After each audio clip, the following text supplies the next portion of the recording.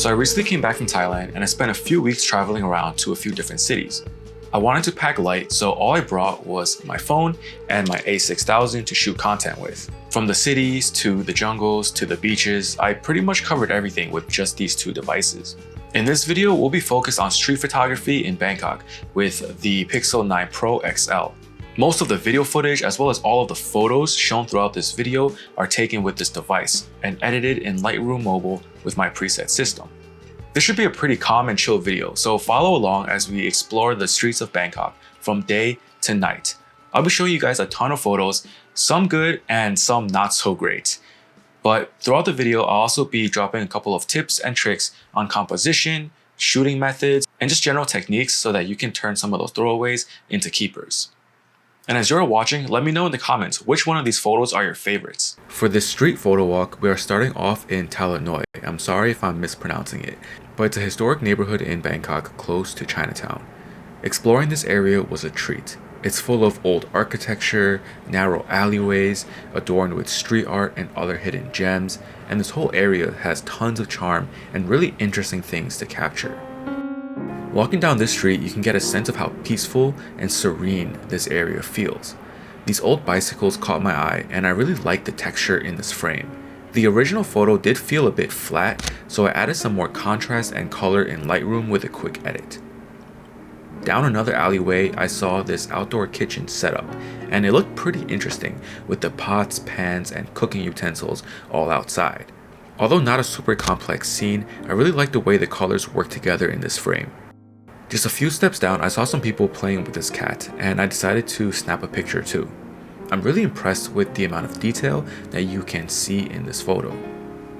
At the end of the street, there was this circular mirror, so we decided to snap a quick shot just for our memories. The sun finally came out for a bit, and I really liked the way this flower bush was growing into the fence. The original photo wasn't able to capture the scene how I saw it, so after cropping and editing, I like the way this edited photo looks much better. This next area is a bit more commercialized, with cafes, merchants, and stores. There are heaps of old car parts lying around, and I spent a good amount of time here taking pictures of everything. For this scene, I decided to use this framing where I can get the jacket hanging on the right and the moped on the left. These are small elements, but they all help add story to this photo. Then I turned to my left and waited for this guy to leave so that I can snap a picture of the pickup trucks. But actually I like the photo with him in it because it just adds a little bit of life to this scene. After turning onto a bigger street, I saw some mechanic shops lined up side by side. The composition for this first photo was a bit too busy.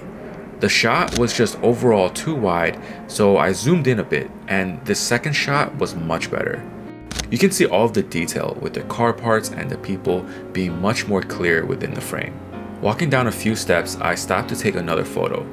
I thought this would be way too dark because there was no light hitting this shop, but the HDR capabilities of the Pixel were really impressive, and you can actually see a lot of detail in the shadows.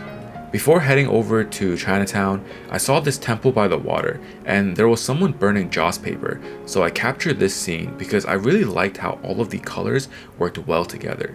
You have the reds, the oranges, and the pale blues in the sky. Now that the sun is starting to set, we wandered over to Chinatown.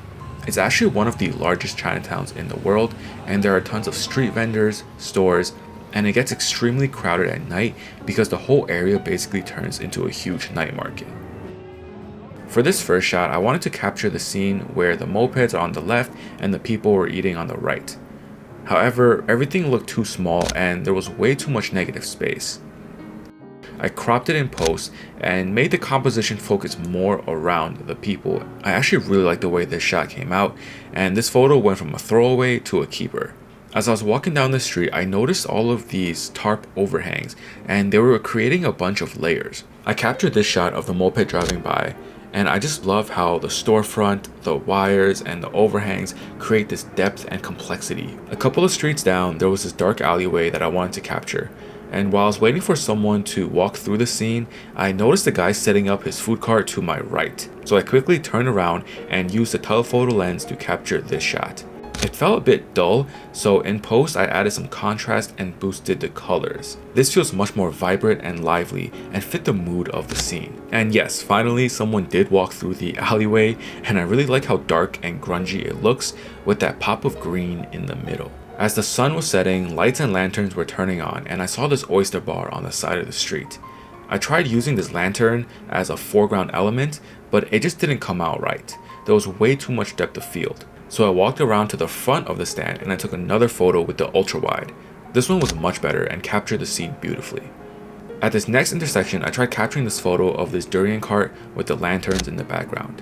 Again, I didn't really like it, so I tried again, but this time using the telephoto to zoom in on just the buildings and the lanterns. This ended up being one of my favorite shots of the night so far. I just love the vibe it gives off. By now the sun has pretty much fully set, so I wanted to take some night shots with motion blur. While the idea was there, the elements didn't quite line up, so this photo didn't come out the way I wanted. However, it did give me some ideas for other shots that I'm going to try later on in the night. At this corner, the neon signs of the storefront caught my eye. There was this lady standing there and I thought it would make such a cool image. Because of the strong HDR, the neon signs didn't stand out as much as I wanted and the whole photo feels a bit flat. So I tried again after manually adjusting the exposure, and I liked the dark, moody vibes of this one much better. To end the night, this last location had a bunch of these red lanterns strung across the street. I really liked this scene and wandered around to try and capture a few different shots. I liked how the lanterns gave off this red glow to everything and reflected off the cars and the buses. This was also where I wanted to try some more motion blur shots because I think the lights would look really cool. The Pixel actually has a long exposure mode, which is perfect for this type of shot. I waited around for some taxis and mopeds to drive by, and of the bunch, this was my favorite photo. It looks like a still from an action movie or something. And just as I was about to leave, this lady walked by pushing a cart, so I used the long exposure effect to capture this photo as well. Okay, so what did you guys think of that photo walk? I tried to show a good range of photos, and I think the ones from the night shots were my favorite. I'm still surprised by how clean some of those images look and how easy the raw files are to edit. If you guys are interested in my Lightroom preset system, they are linked in the description below. And if you found this video helpful or entertaining, please give it a like and subscribe. I'm still a small YouTuber and trying to grow on this platform, so any support is really appreciated. And let me know if you guys want to see more content from Thailand. I took a bunch of photos and videos with the A6000, so if that interests you, drop a comment below. Thanks so much for watching, and I'll see you next time. Peace.